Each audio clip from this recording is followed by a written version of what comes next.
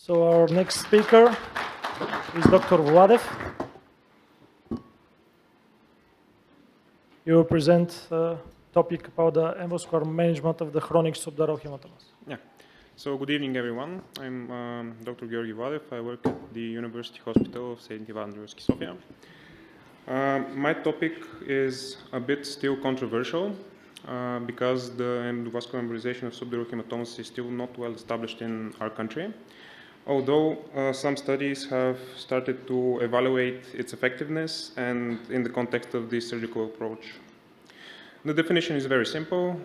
It's a subdural bleed, most commonly caused due to trauma. Okay.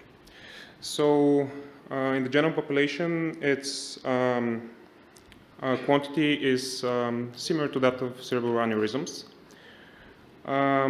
It's usually found in elderly patients who have pre-existing conditions such as like brain atrophy, the use of anticoagulants, antiplatelets, alcohol abuse, and of course the most common cause is head trauma, so we should always look for that. This is a case of a patient with subdural hematoma, but it is not the leading pathology in this case. So head trauma associated with the subdural hematoma is not always an emergency because of the subdural hematoma, so we should be careful about that as well.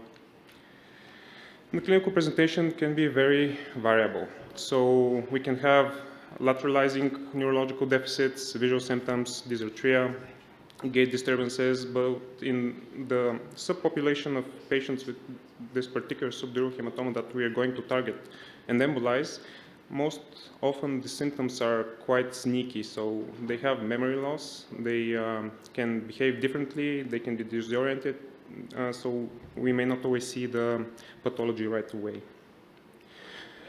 The pathophysiology of the chronic subdural hematomas is actually quite complex as opposed to its definition. So we know we have the tearing of the dural bridging veins, after which the hematoma forms. After that, numerous studies have shown recently that the meninges actually have an immune function as well. The consequent inflammatory response starts to form membranes which need to have new blood vessels developed to feed them. But these vessels are quite fragile, so the increased pressure on them leads to microbleeds and expansion of the hematoma. So these are all pathological mechanisms that we need to target in order to treat the subdural hematomas correctly. The classification of the hematomas is based on their time of clinical manifestation. So the acute ones will start in the first days, while the chronic ones will have quiet period after which the patient will begin exhibiting the symptoms I told you, with memory loss, disorientation, stuff like that. The current treatment options are quite limited. Most often the chronic hematomas are left to their own devices and they aren't being treated invasively, only with conservative management. Surgical interventions are needed when the hematomas are acute or hyperacute and the patient has a high risk of herniation or rapid neurological decline. But there is a middle ground there, and that's where the endovascular embolization finds place. We can treat hematomas that would otherwise be thrown to conservative management and be helpful for the patient. So this is the classical surgery effect on the hematoma. It's just limiting the expansion and drainage of the hematoma. Oftentimes, I personally believe that the lack of recurrence of the hematoma is due to the natural history of the disease. So it's not associated with the brain expansion. But the endovascular approach targets a bit different mechanisms. So we stop the arterial supply to the hematoma and stop the new fragile vessels from bleeding or ever occurring even. So endovascular embolization has several key benefits. First of all, it's minimally invasive. It can even be done without general anesthesia, which is a huge plus in these patients because oftentimes they have accompanying diseases which may cause complications due to the anesthesia. This is a patient who wasn't treated for his subdural hematoma, And we did a CT scan on him because of new exhibiting symptoms. We found that there were new bleedings at the site of the hematoma. And in 15 days, we saw that the hematoma enlarged. So he would have benefited from an early approach. Of course, we don't embolize everything because it's still I'd say, new topic of interest. We target elective cases who are low risk, and we can show the effectiveness of the embolization with regards to the recurrence of the hematomas. So this is a patient who would have benefited from our embolization because he has a small hematoma. We see that it's recurrent. The hyperdense spots in the old chronic subdural hematoma, and there is no midline shifting. He wasn't exhibiting any rapid symptoms. We could have embolized safely. The embolic agents can be whatever you like to use. There are certain papers who note that the use of onyx, the liquid embolic agent, has a lower degree of recurrence, but overall everything can be used except I'd say for simply coiling, because you don't really limit the blood flow all that much distally. The embolization technique doesn't differ all that much from any conventional endovascular technique. You get your access, you navigate to the external carotid artery, you catheterize the middle meningeal artery, because that is the site of problem, and then you embolize it. At the end, you should get something like that, a perfect cast forming on the basis of the pre-procedural DSA. I'd like to note something. You should know your local vascular anatomy really well, because the middle meningeal artery is not a distal artery which has no collaterals. So this is a patient who didn't have a subdural hematoma, but I like the case because it showed that the ophthalmic artery, for example, can have communications with the middle meningeal artery. You can see with the white arrow is a branch of the middle meningeal artery coming from the ophthalmic artery, which is indicated with a red arrow. And you can see the main branch of the middle meningeal artery noted with the black arrow. So if we were to embolize this patient for subdural hematoma and not note this communication, we can embolize the ophthalmic artery. Okay? So the studies for middle meningeal artery embolizations for subdural hematomas are still rather small. Our largest meta-analysis consists of a little over 1,000 patients, but they all have something in common. The endovascular embolization can be seen that it has around 4 to 5% recurrence rates compared to classical surgery, which has between 20 and 25% recurrence. The other thing is, with benefit to the surgery, of course, is that they have around 2% better clinical outcomes. As I already said, it's minimally invasive. We have a lot of reduced recurrences, and it's suitable for high-risk patients who cannot take general anesthesia. We cannot treat large hematomas simply because we need a classical surgery approach in rapidly declining neurological patients. We have risks, of course, as in every procedure, but they, I would say, are acceptable for the benefit that we provide with the endovascular embolization. We recently started doing that, so around the beginning of 2024, and until now we have 16 cases of such elective cases of patients with chronic subdural hematomas. So we needed to combine two patients with a classical surgery approach because the hematomas were quite large, even though they weren't symptomatic. Two patients were embolized for bilateral chronic subdural hematomas, and we have the astonishing 0% recurrence rate and 0% complication rate. But we still haven't done all that many cases, so this definitely take it with a grain of salt. Will not be the case, I presume. So we need a lot more cases to establish that. So we usually follow up the patients with CT or an MRI. If there is a complex head trauma, we usually do an MRI because we can evaluate the brain better on the MRI, but a simple CT for a chronic idiopathic subdural hematoma will do just as well, just fine. So we had only 7 residual hematomas in that time period, and they were small, meaning we labeled them as under 5 millimeters thickness on axial views. So we don't have any like exotic cases because, as I explained to you, the procedure is relatively straightforward. The most exotic thing you'll see is probably bilateral hematomas. So in such cases, as in this one, you would need to embolize both middle meningeal arteries with consecutive catheterizations of the external carotid artery and the meningeal artery. These patients fit into our patient demographic quite well, except that he was a bit younger, maybe.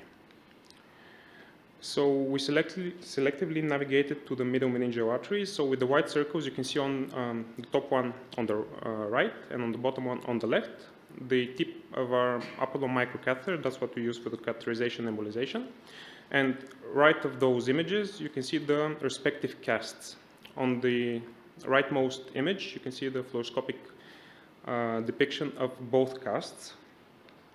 This patient came back 1 month later, and we only saw a small residual hematoma on the left side. So the procedure was quite successful. The second case is a classical subdural hematoma, but what we can note here is that he had a history of oncological disease. So he was declining like malignantly at one point, and the neurologist decided to do a CT scan to scan for brain metastases. What they found, though, was a subdural hematoma. He was relegated to our clinic, and we decided to embolize him because he didn't have any lateralization of the neurological deficit. You can see on the DSA, the digital subtraction angiography, I've marked it on the picture on the right with a star that you can see a defect. That's actually the subdural hematoma with the lack of parenchymal blushing of the brain.